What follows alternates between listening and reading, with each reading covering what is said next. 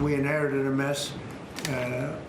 Affordability, but you can call it affordability or anything you want, but the Democrats caused the affordability problem, and we're the ones that are fixing it.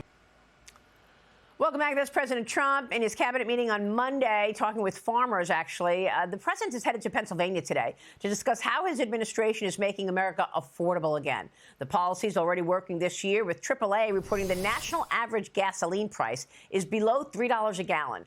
That is down from when the president first took office and below $3 a gallon, for the first time in 4 years. Joining me now is Pennsylvania Congressman Dan Meuser. He's a member of the House Financial Services Committee. Congressman, it's great to see you. Thank you so much for being here. So you're going to meet up with President Trump today. What can you tell us? What should we expect? Well, Pennsylvania is very excited. You can imagine my phone's been ringing off the hook since Thursday or Friday when they announced it. So we'll have thousands of people at the over in Mount Pocono, and there'll be thousands more out in the parking lot, even though we got 10-degree weather here. Look, the president's an exciting person. He's a great leader. Pennsylvania voted strongly for him. Certainly this area, Northeast Pennsylvania as well. And look, you know, compare today to a year ago, right? That's one of the things I hope anyway the president talks about. Where we were, where we are today, and where we're going. We had open borders. We had disasters. We had illegals. We had criminals coming in. We had drugs coming in. We had gasoline prices, as you just showed. We had spending. Nobody could figure out what we were spending all this on. Trillions of dollars in wasteful spending, waste, abuse, and fraud. We had the overall just a discombobulated administration. So what we've done is we've straightened that out, right? You pointed out the energy. We had 20% overall inflation, as you well know, during the Biden administration. So the cumulative under President Trump thus far is 2.3%. 2.3%. So in a way, you could say inflation has been defeated, but now we have to lower the excessive costs created during the Biden administration, which that's going forward. The president has a supply side investment plan for America that is definitely going to take care of that throughout 2026, not to mention, as you bring up sometimes, recently, when the tax reductions come into play. Yeah. Well, I mean, look, we've been trying to gauge, affordability from some widely used items for American citizens. And we know that gasoline prices are down year over year, down about 2%. Crude oil, however, has seen a more significant decline, down between 10 and 20% from early 2025 highs. What commodities types issues? Is it food? Is it housing? Do you believe that the president wants to focus on next to try to push down prices? Well, you know what? It was always gasoline and groceries, right? And so I think gasoline is taken care of for whatever the reason, groceries, and we know lots of reasons. We've got a lot of farmers up this way.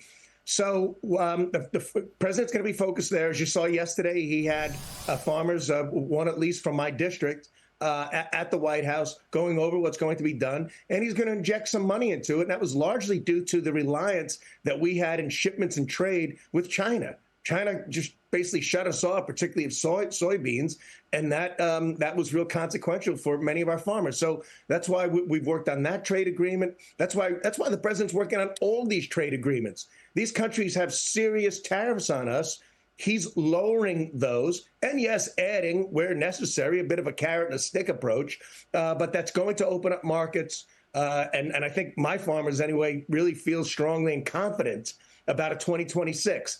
And that's the key, Maria, certainty and confidence in where we're going. And that's what the president's going to be talking about tonight. Yeah, I mean, I know that food is of particular interest. I mean, some food prices are up, and the president has talked about things like, beef and lettuce and coffee. So we'll be watching what the president says about some of those items to make things more affordable for people on the inflation front. But of course, he is winding down what Joe Biden took us to, and that was 40-year highs, where inflation was up 9.1%. But then there's health care, Congressman. Senate Majority Leader John Thune is criticizing the Democrats' health care proposal. He did so yesterday. Watch this. Republicans have made it very clear that we would like to work with Democrats to address the affordability of health care and find solutions that actually reduce costs.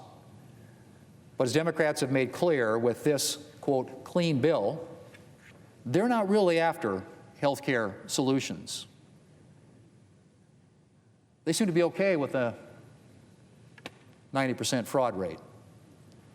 They're after a political issue to attempt to batter Republicans with during this next election year. Wow. The senator just pointed to this New York Post story saying Obamacare subsidies were granted to so many illegals. Meanwhile, the Senate is expected to vote as early as Thursday on this Democrat plan. The plan from the Democrats wants these subsidies extended for 3 years, even as some Republicans in the Senate want an extension with income limits and anti-fraud measures involved as well. Your thoughts? Well, you know, once again, Democrats just want to double down on bad plans, and which makes them exponentially worse. And the joke of it all is, look, they created the inflation, right? We're dealing with it. They created these higher costs. They created the ACA, which they're critiquing and criticizing and saying how horrible it is. That's their creation. That's the Obamacare.